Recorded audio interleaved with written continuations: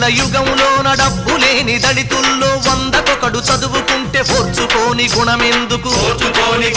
మరి లంచగొండి దేశంలో వెనకబడ్డ జాతుల్లో 1000కొకడు నౌకరైతే ఏడ్చుకునే బుద్ధెందుకు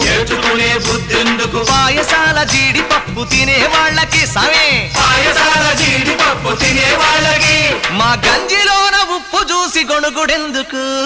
చౌదరి గారు ఓ నాయుడు గారు